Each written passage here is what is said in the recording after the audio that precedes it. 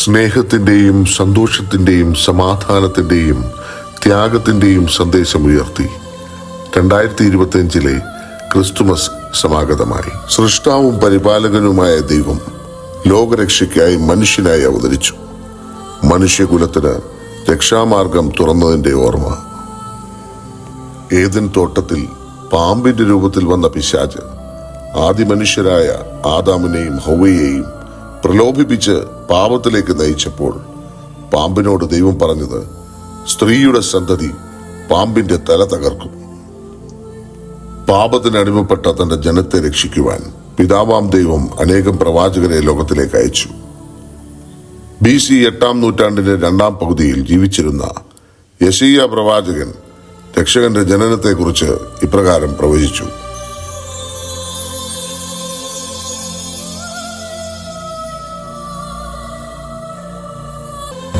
എന്റെ ജനമേ കേൾക്ക, കർത്താവ് ഇപ്രകാരം അരുൾ ചെയ്യുന്നു. നമുക്കൊരു ശിശു ജനിച്ചിരിക്കുന്നു, നമുക്കൊരു മകൻ നൽകപ്പെട്ടിരിക്കുന്നു. ആധിപത്യം അവന്റെ തോളിലിരിക്കുന്നു. അവൻ അത്ഭുത മന്ത്രി, വീരനായ ദൈവം, നിത്യപിതാവ്, സമാധാന പ്രഭു എന്ന് പേർ വിളിക്കപ്പെടും. അവന്റെ ആധിപത്യത്തിന്റെ വർധനയ്ക്കും സമാധാനത്തിനും അവസാനമുണ്ടാവുകയില്ല. ദാവീദിന്റെ സിംഹാസനത്തിലും അവന്റെ രാജത്വത്തിലും ഇന്നു മുതൽ അവൻ അതിനെ ന്യായത്തോടും നീതിയോടും കൂടി സ്ഥാപിച്ച് നിലനിർത്തും. സൈന്യങ്ങളുടെ യഹോവയുടെ തീഷ്ണത അതിനെ നിവർത്തിക്കും. സഹൃദയരെ, രക്ഷകന്റെ ജനനത്തിന്റെ സ്മരണയിൽ Holy Trinity Indian Orthodox Church Cork Ireland നാടൻ പാട്ടിന്റെ ശൈലിയിൽ അവതരിപ്പിക്കുന്ന മ്യൂസിക്കൽ സ്കിറ്റ് രക്ഷകൻ. രചന സംവിധാനം മോൻസി എരുമേലി. സാങ്കേതിക സഹായം Shibin Attuva, Jancy Bino. Editing and mixing Cyril Singan Puthuppally.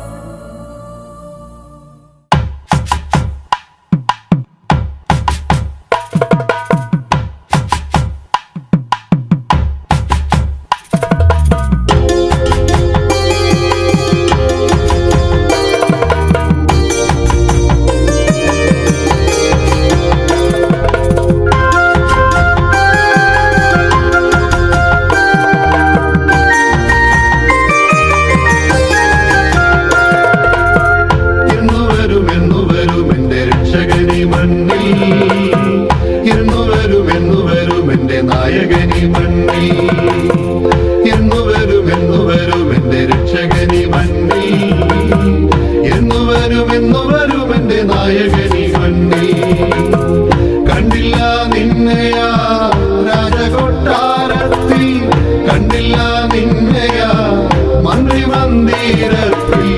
എന്നു വരും എന്റെ രക്ഷകനി മണ്ണിൽ, എന്നു വരും എന്റെ നായകനി മണ്ണിൽ.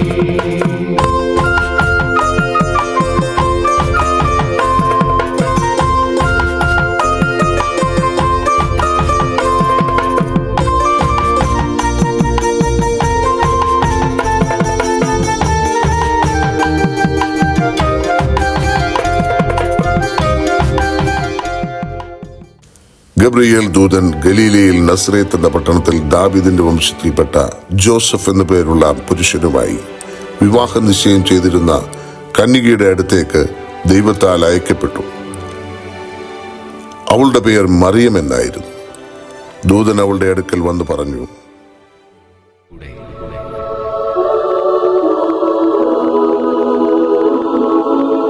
മറിയമേ, നീ ഭയപ്പെടേണ്ട. ദൈവസന്നിധിയിൽ നീ കൃപ കണ്ടെത്തിയിരിക്കുന്നു. നീ ഗർഭം ധരിച്ച് ഒരു പുത്രനെ പ്രസവിക്കും. നീ അവന് യേശു എന്ന് പേരിടണം. അവൻ വലിയവനായിരിക്കും, അത്യുന്നതന്റെ പുത്രൻ എന്ന് വിളിക്കപ്പെടും. അവന്റെ പിതാവായ ദാവീദിന്റെ സിംഹാസനം ദൈവമായ കർത്താവ് അവന് കൊടുക്കും. യാക്കോബിന്റെ ഭവനത്തിന്മേൽ അവൻ എന്നേക്കും ഭരണം നടത്തും. അവന്റെ രാജ്യത്തിന് അവസാനമുണ്ടാവുകയില്ല. ഇതെങ്ങനെ സംഭവിക്കും? ഞാൻ പുരുഷനെ അറിയുന്നില്ലല്ലോ. പരിശുദ്ധാത്മാവ് നിന്റെ മേൽ വരും. അത്യുന്നതന്റെ ശക്തി നിന്റെ മേൽ ആവസിക്കും. ആകയാൽ ജനിക്കാൻ പോകുന്ന ശിശു പരിശുദ്ധൻ, ദൈവപുത്രൻ എന്ന് വിളിക്കപ്പെടും. ഇതാ, നിന്റെ ചാർച്ചക്കാരി വൃദ്ധയായ എലിസബത്തും ഗർഭം ധരിച്ചിരിക്കുന്നു. വന്ധ്യയെന്ന് പറഞ്ഞിരുന്ന അവൾക്ക് ഇത് 6-ാം മാസമാണ്. ദൈവത്തിന് ഒന്നും അസാധ്യമല്ല. ഇതാ കർത്താവിന്റെ ദാസി, നിന്റെ വാക്ക് എന്നിൽ നിറവേറട്ടെ.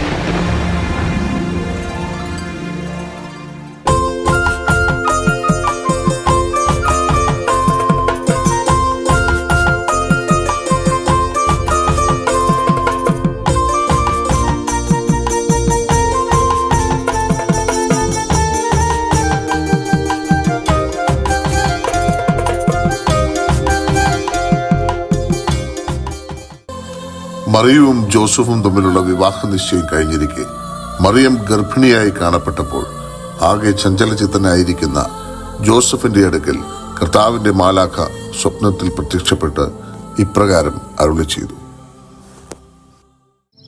ദാവീദിന്റെ പുത്രനായ ജോസഫ്, മറിയത്തെ ഭാര്യയായി സ്വീകരിക്കാൻ നീ ശങ്കിക്കേണ്ട. അവൾ ഗർഭം ധരിച്ചിരിക്കുന്നത് പരിശുദ്ധാത്മാവിൽ നിന്നാണ്. അവൾ ഒരു പുത്രനെ പ്രസവിക്കും. നീ അവന് യേശു എന്ന് പേരിടണം. എന്തെന്നാൽ അവൻ തന്റെ ജനത്തെ അവരുടെ പാപങ്ങളിൽ നിന്ന് മോചിപ്പിക്കും.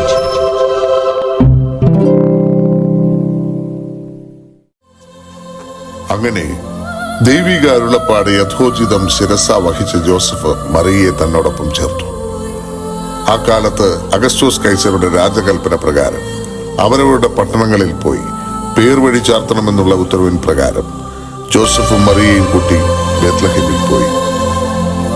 ജോസഫും മറിയയും ബേത്ലഹേമിൽ എത്തിയപ്പോൾ മറിയത്തിന് പ്രസവത്തിനുള്ള സമയമെടുക്കുകയും സത്രങ്ങളിൽ അഭയം ലഭിക്കാതെ വരികയും ചെയ്തപ്പോൾ കാലിത്തൊഴുത്തിൽ ലോകരക്ഷകന് മറിയം ജന്മം നൽകി.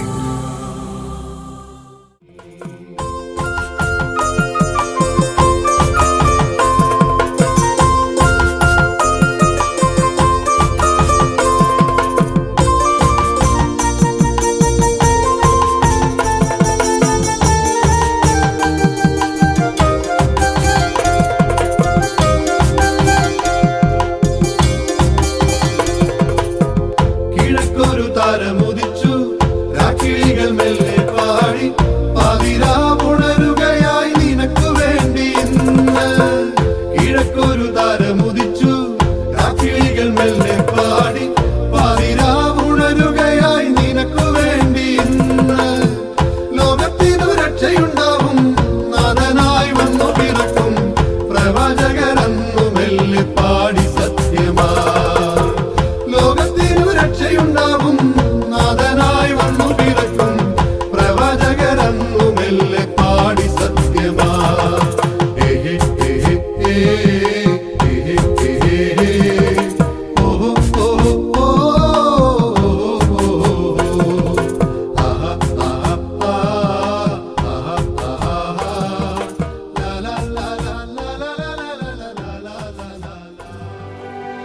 അങ്ങനെ ലോകരക്ഷകന്റെ ജനനം ആദ്യം അറിയുവാൻ ഭാഗ്യം ലഭിച്ചത് ഇടയന്മാർക്കായിരുന്നു. അന്ന് രാത്രികാലങ്ങളിൽ ആടുകൾക്ക് കാവൽ നിന്നിരുന്ന ഇടയന്മാരുടെ മധ്യത്തിലേക്ക് കർത്താവിന്റെ മാലാഖ വന്നു. ആ സദ്വാർത്ത അറിയിച്ചത് ഇപ്രകാരമായിരുന്നു: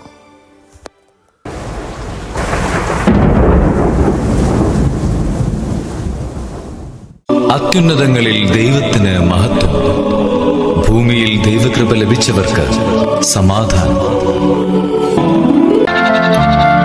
ഭയപ്പെടേണ്ട, ഇതാ സകല ജനത്തിനും വേണ്ടിയുള്ള വലിയ സന്തോഷത്തിന്റെ സദ്വാർത്ത ഞാൻ നിങ്ങളെ അറിയിക്കുന്നു. ദാവീദിന്റെ പട്ടണത്തിൽ നിങ്ങൾക്കായി ഒരു രക്ഷകൻ, കർത്താവായ ക്രിസ്തു ഇന്ന് ജനിച്ചിരിക്കുന്നു.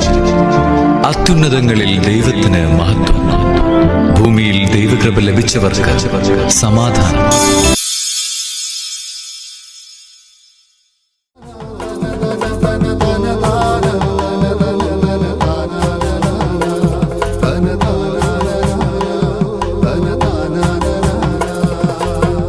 വിദ്വാൻമാർ 3 പേര് പൊന്നുമൊരു കുന്തിരിക്കം കാഴ്ചകൾ നൽകുവാനായി കൊതിച്ചൊരു നാളിൽ.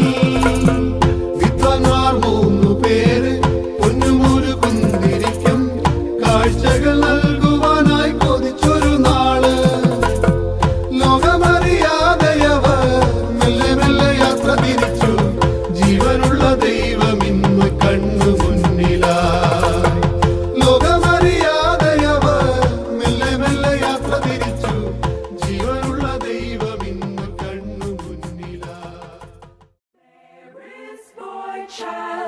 Jesus Christ was born on Christmas Day, and man will live forevermore because of Christmas Day.